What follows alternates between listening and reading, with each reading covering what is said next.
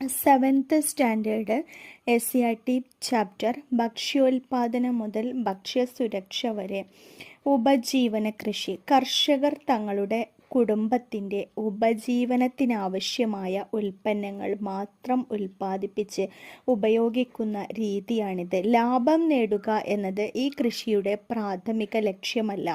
എന്നാൽ ചില അവസരങ്ങളിൽ മിച്ചം വരുന്ന കാർഷികോൽപ്പന്നങ്ങൾ മറ്റ് ആവശ്യങ്ങൾ നിറവേറ്റുന്നതിനായി വിൽക്കുകയും ചെയ്യുന്നു. പരമ്പരാഗത കാർഷിക ഉപകരണങ്ങളാണ് ഈ കൃഷിരീതിയിൽ കൂടുതലായി ഉപയോഗിക്കുന്നത്. സമ്മിശ്ര കൃഷി. ഒരു നിശ്ചിത കൃഷിയിടത്തിൽ ഒരേ സമയം ഒന്നിലധികം വിളകൾ കൃഷി ചെയ്യുന്നതാണ് സമ്മിശ്ര കൃഷി.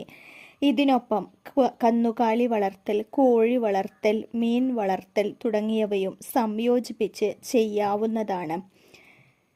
തോട്ടവിള കൃഷി. പരമ്പരാഗത രീതിയിൽ നെല്ലും ഭക്ഷ്യവിളകളും മാത്രം കൃഷി ചെയ്തിരുന്ന കർഷകർ ബ്രിട്ടീഷുകാരുടെ വരവോടെ വിശാലമായ പ്രദേശത്ത് വൻതോതിൽ തോട്ടവിളകളായ തേയില, കാപ്പി, ഗ്രാമ്പൂ, ഏലം, കുരുമുളക് തുടങ്ങിയവ കൃഷി ചെയ്യാൻ ആരംഭിച്ചു.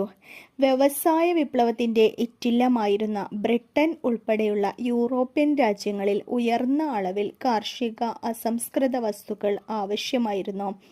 ഇതിനായി 19-ാം നൂറ്റാണ്ടിൻ്റെ ആരംഭത്തോടുകൂടി കോളനി രാജ്യങ്ങളിൽ അവർ തോട്ടവിളകൾ പ്രോത്സാഹിപ്പിച്ചു.